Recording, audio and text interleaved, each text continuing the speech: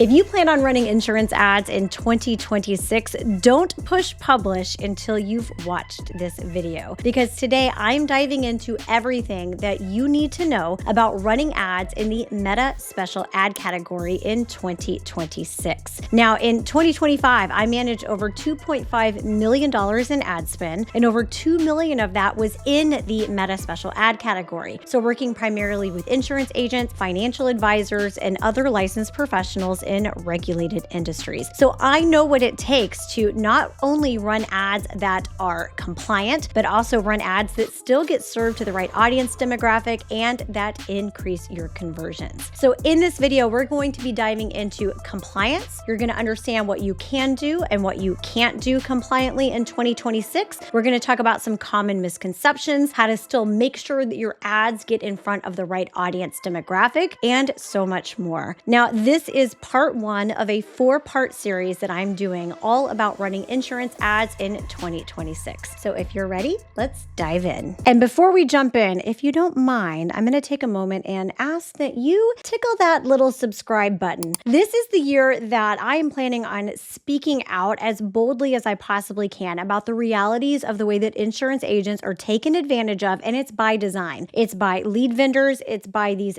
done-for-you marketing systems that purposefully trap you and don't disclose all of the information of what you're signing up for. So if that's the type of content that you're interested in hearing, hit that subscribe button. It costs you nothing. It means the world to me, and it also motivates me to get this information out there and not hold back. I don't like ruffling feathers. I don't like making people upset. But the reality is I'm not against these people or these companies, but I am against the dishonesty. And this is the year that I really want to speak out against it. Now, in case we haven't met yet, my name is Shauna. I am the founder of Social Waves Media. And I do want to briefly share, if I sound a little bit off in this video, it's because I am currently under the weather, but I did not want to delay filming this series any longer because this 4-part series is crucial information that you deserve to know. I want 2026 to be the year that you fully take over your lead generation efforts and you break free from ever having to purchase a lead from a lead vendor again. So this 4-part series is what you need to know, whether you're a beginner, because I'm going to make sure that I break things down in a very beginner-friendly way, but also if you're advanced, if you've been running your own ads for a while, you've ran multiple different ads for a while, there's going to be information in here that I'm willing to bet that you haven't heard before. And that all comes from the experience that I have. Now, my first experience, I started specializing in this space in 2016 in lead generation, and primarily Facebook ads is what it was back then, and Meta lead generation. And then in 2022 is when I started working very closely with insurance agents. Now in 2025, it was a pivotal year for the insurance space whenever it came to ads, because Meta decided that all insurance ads would be categorized as a Meta special ad category. So in 2026, I oversaw over $2.5 million in ad spend, and over $2 million of that was specifically in the Meta special ad category. So I'm talking about working primarily with licensed professionals like insurance agents, Medicare, IUL, whole term, final expense, long-term care planning, annuities, estate planning, and so on. In addition to that, I performed multiple different ad audits for both large agencies and also FMOs that were wanting to take control of their own lead generation and recruiting on their own. And because of my course Insurance Click to Close and my membership, The Inner Circle, I was able to see inside of hundreds of different independent insurance agents' ad accounts. So that means I have a pulse on what's happening with those individual accounts where these agents are spending $10 a day, some are spending $15 or $20 a day, and some of them have scaled up to over $50 a day. So all that to say, I understand what is happening on a compliancy level and on a conversion level with a very large ad budget, whether you are looking to spend $50,000 in 1 week on webinar signups, or for the individual who are my favorite type of agents to work with that are taking control of their own lead generation. Now, in this video, we're going to break it down into 3 different parts. 1, we're going to be talking talking all about what the Meta Special Ad category is so that you can fully understand it. 2, we're going to be focusing on what is compliant and what is not. And 3, we're going to be diving into how to target the right demographic despite some of the different limitations. What is the Meta Special Ad category? The special ad category first came into existence in 2019. And it came into existence because Meta wanted to prevent advertisers from discriminating against very specific demographics. Now you might be like, as advertisers, shouldn't we have a right to discriminate and to only run our ads to who we want to?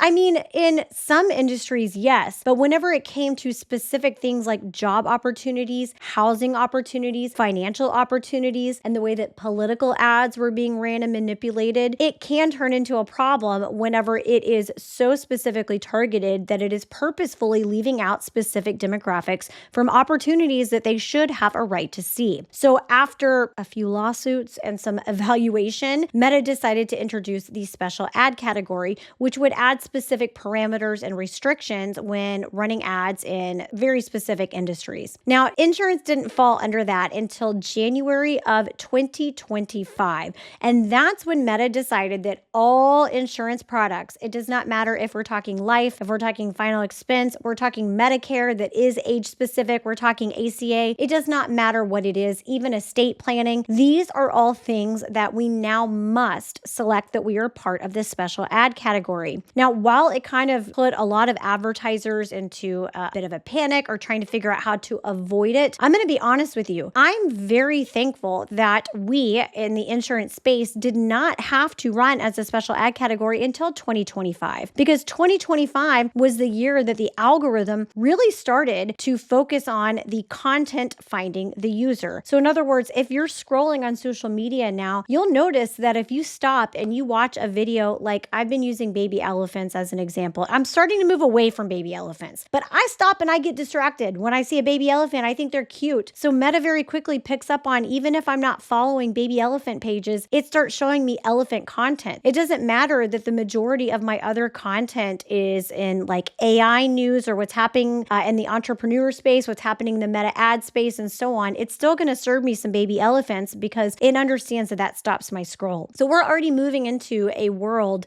in 2025 where the content finds the user and it's more about social interest instead of necessarily social media. So it was actually, I'm very glad that it happened in 2025 for insurance rather than what the algorithm was like in 2020.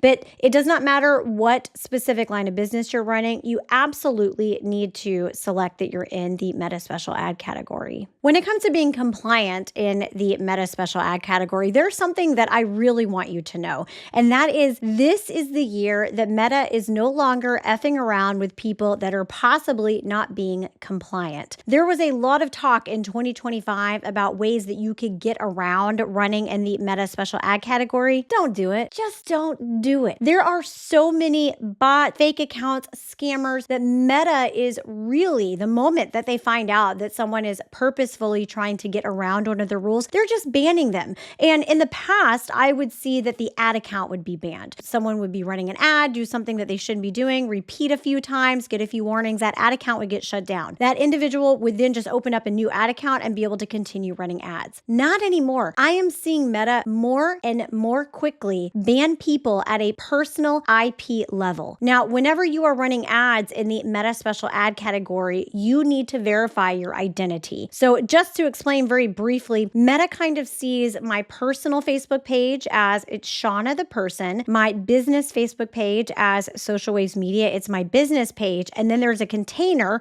which is your business settings or your business portfolio. It's got lots of different names. They like to change it on us. And that's kind of the house that all of my business assets live in, right? My Instagram, my ad account, my Pixel, all of these other things. Shauna the person is the owner. She's got the key. She can unlock this and she can get into the house. I can also hand out keys to my team members and give them access to whatever parts of my house that I want to. But in order to run special ad category ads, I'm pretty sure I'm having all of my agents verify their identity, but I'm pretty sure that it is a blanket rule now that in order to publish those ads, you need to verify your identity at some point. So now they know Shauna the person is the one that's actually running these ads. So if there is a big mess up Meta, they are not just shutting down Social Waves Media. They're saying, Shauna, you as the person, you can never run ads again. So being compliant, this is not something that you mess with. You don't F with CMS, the IRS, and you also don't F with Meta because it's their playground. We need to play by their rules. Now, the good news is you don't need to be a sneaky little snake in order to still have successful ads. All of my agents, myself, I'm very, very passionate about being compliant because I've seen the consequences when you're not. And some of those consequences, I worked with a very established final expense agency that their entire team, about 5 of them that have been in the company for years, about 4 or 5 years ago, they worked with the wrong marketer who did some very shady things. And as a result, Meta ended up banning all 5 of their, at a personal level, their ability to advertise. So this company that is very established, we are trying to find compliant workarounds to use compliant ad accounts and get them up and running. So this is something that you don't want to mess with. All right, so let's dive into being compliant. The first things that you need to understand is the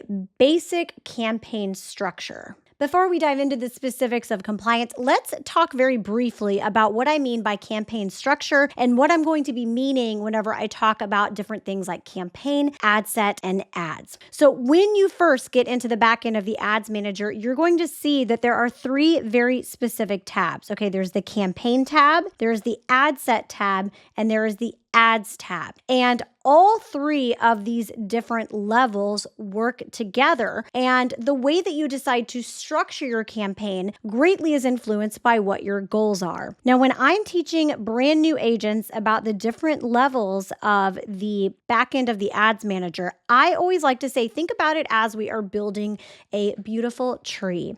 So the campaign level is the roots of the operation. And this is where we declare that we are running a special ad category campaign. It's also where we choose specific optimizations, such as what the main goal of our campaign is. Do we just want video views? Do we want link clicks? Probably not. We want leads. So we want conversions like signups for webinars or signups for lead magnets or requesting a consult. Then the next level is the ad set. And the ad set primarily focuses on our audience.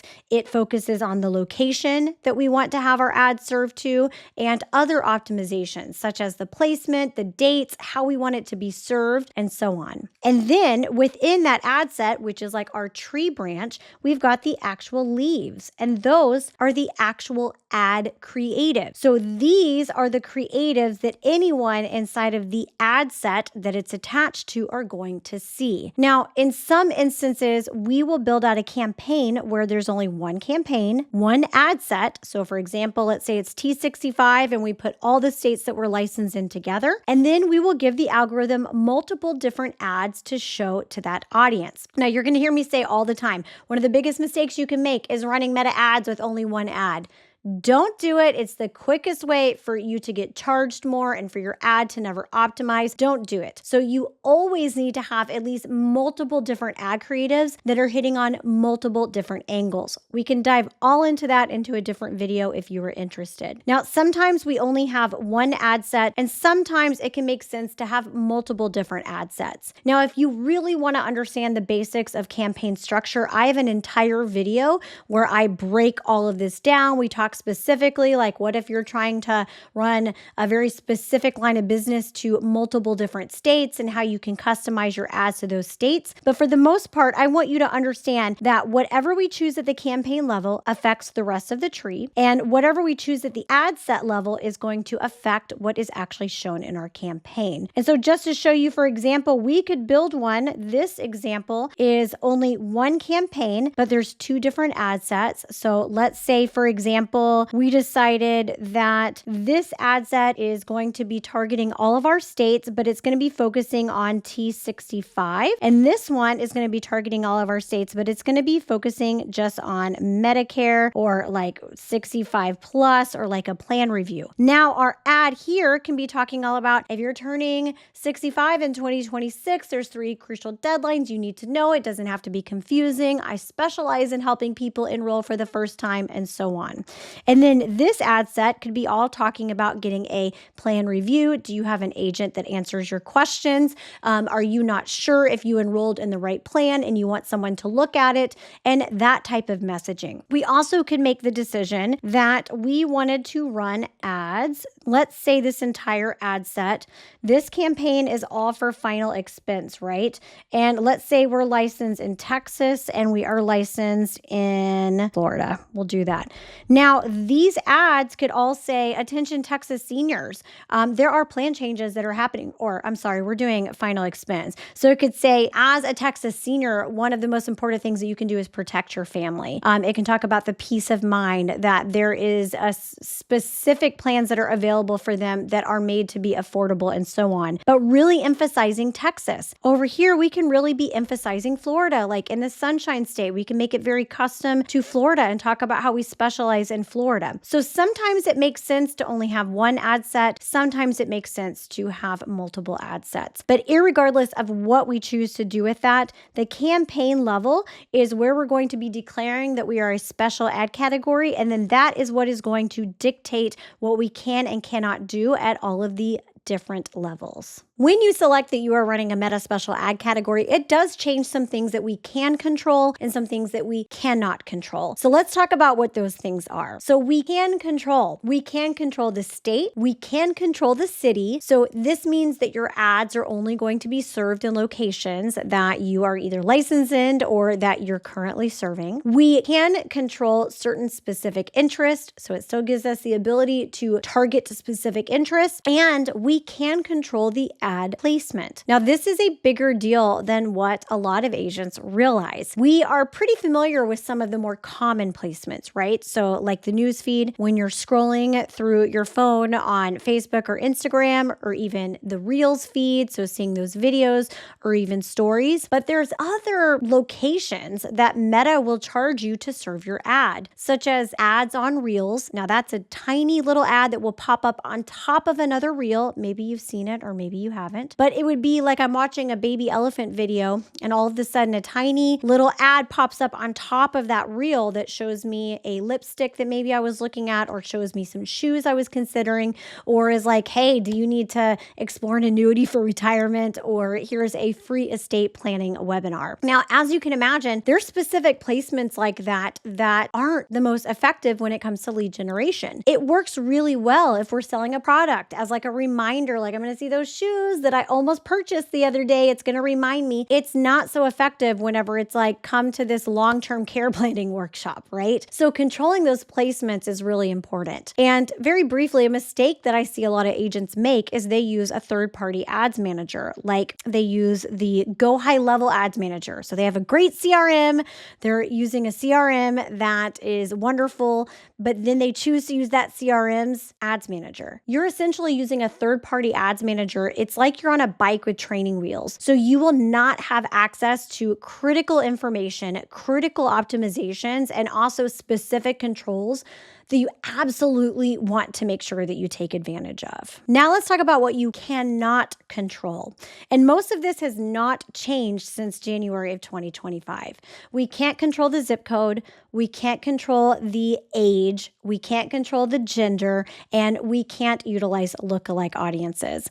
Now on the surface, this might sound like a really big deal. And I understand the angst behind not being able to select the age, especially whenever you have a very specific demographic, like we're trying to get in front of 63 plus. But I want to tell you, in the next section, we're about to talk about how to make sure your ads still get served to the right demographic, because you still absolutely have influence on that. And I want to briefly just touch on the lookalike audience, because I just want you to understand what that technically means. So a lookalike audience is essentially Meta taking an audience that we already have. So let's say a customer list, a prospect list that has converted with us. We could upload that and ask Meta to create a lookalike audience. So it's a fresh set of people that are cold, that have never heard of you before, but they look very similar to people that have already converted. And this was a tool that was available until we became the Meta special ad category. Now, in my experience, Meta is essentially creating lookalike audiences for you. They're going to learn from whoever converted before. They're going to try to go get in front of those same people. But the reason why I want to bring this up is because about 2 weeks ago, I saw someone that sells leads to their agents say that it's very hard for agents to start running ads because they don't have access to things like lookalike audiences, and they already have very strong established accounts. They're able to use very strong lookalike audiences, and therefore the quality of their leads are much better than if you went out on your own. I'm sorry. That was my first clue to know that that agency owner did not know what they were talking about, because we haven't, in the special ad category, had access to lookalike audiences since January of 25. But yet they're still using that language to sound like they're doing something that is special and that is fancy that you can't do.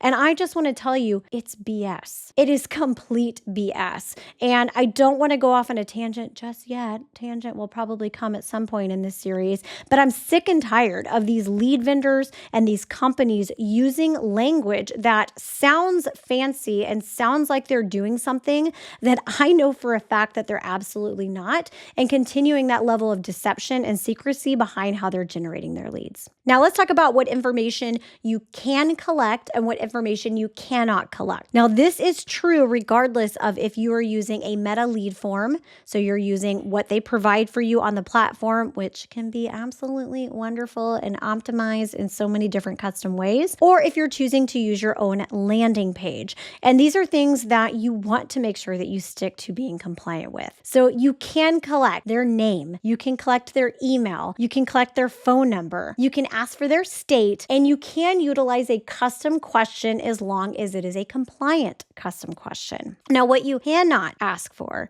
is you cannot collect their zip code, their gender, their age, or their birthday, and you cannot ask if they're in a relationship or married or what that status is. Now, once they become a lead, you can ask for that information. We can have the very next page after your landing page that gets their information say, I want to make sure that I match you with the best plan. So for that, I need to know your zip code and your birthday. You also, once you get them in the system, can email them immediately and ask for their information. But in terms of asking for it directly from the ad that gets you the conversion, you can't do that. Now, in a later video in this series, we're going to talk about strategies, whether it is a form or it is a landing page, that increases the conversions. So once we get a prospect to click on it or a user to click on it and they're considering how we can increase those conversions, increase the quality, and then strategies for you to get all of the information that you need in order to move forward. So with all of these different regulations that we can and we can't do, how do we make sure that we get our ads in front of the right audience and we get the highest quality leads to convert? Well, I'm going to tell you. And the most important thing that you can take from this all comes down to your ads messaging. Look, our ad creatives are what are going to do the targeting for us. So the more specific that your ad creative is, the faster that it's going to find the right user. Now, in a later video, we're going to really get into some detailed information like conditional logic, SMS verification, and how we can really increase the quality filters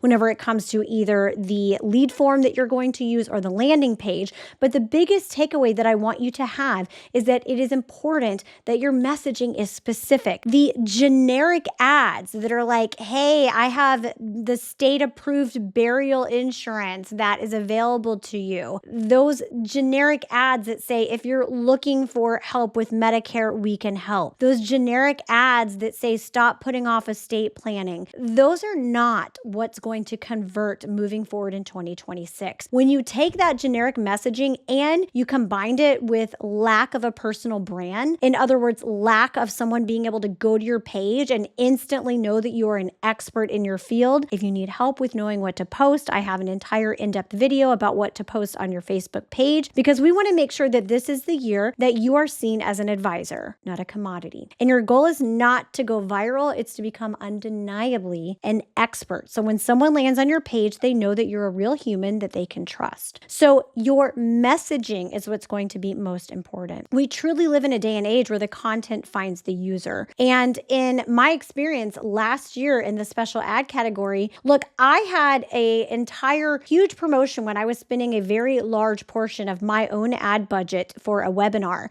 My ads got flagged flagged in the middle of that as being special ad category. And I obviously don't sell insurance. I sell to insurance agents, and I had no choice but to go along with it. And if you were in that webinar, you know that I said, who here saw my ads? And I said, my ads were running in the special ad category. And even with me having to use the limitations and not being able to target insurance agents, my messaging was so specific that it still found insurance agents. So know that we live in a day and age that the content finds the user, and your message is going to be the most critical point in your ad. So we want to make sure that you always have multiple different ad creatives with different messaging angles. And I guarantee you that within the first 1,000 to 3,000 eyeballs that get on your ads, it's going to swing in the right demographic. And the way that you'll be able to know is two ways. One, obviously, when the conversions come in, who these people are, what their backgrounds are, if they actually fall into your ideal client. And two, we're actually able to break down the metrics on the back end of the ads manager and see what age population your ads are being served to. Now, if you're using a Go High Level Ads Manager, you don't have access to these metrics. So you are just like shooting in the dark, right? And hoping that something sticks. But if you're using the Meta Ads Manager, as I teach agents and other licensed professionals to use, you're able to actually get in there and see, oh, crap, my Medicare ads are going to people that are 40 years old. Clearly, I need to turn off this campaign. I need to change my messaging to try to get it in front of seniors. So just rest assured that your ads will be able to get in front of the right demographic. And also, running your own ad campaign is a skill set and a decision within your business that's going to compound over time. I have ad accounts that we run long-term care workshops, and I know that we are able to get them webinar leads for many times under $5. It's ridiculous. I have a whole video on this channel where I break down, we spent $50,000 in the course of about 2 weeks, did a really big push for a live event. And because they're such an established account in so many different ways, I know that we're going to get really good result. And when you're brand new, you are still building that foundation. But please know, the only thing that lead vendors have that you don't have is they have a huge budget that they have spent a lot of money, and they've gotten that ad account optimized. Their messaging is generic. They've got zero trust. They've got zero branding. And those ads are going to very slowly increase in costs, which they're going to pass off to you. So now's the time for you to start getting serious about taking control of your lead generation, so that way you can get them for the actual cost versus having to pay triple the price or sometimes quadruple the price many times for these leads that the lead vendors are generating. And that concludes us talking about being compliant in the Meta special ad category. In the next video in this series, we're going to be diving into campaigns that convert. And we're going to be talking specifically about strategy to have campaigns that not only increase conversions, but also increase the quality of those conversions. Now, as always, if you found this video helpful, please do me a favor, hit that like button, subscribe to the channel. I really want this to be the year that my message makes an impact, and I really shine some light on how insurance agents truly are more than capable of generating their own exclusive leads. And always, if you have any questions, drop them below. I love seeing what your questions are, and I hope to see you in the next video.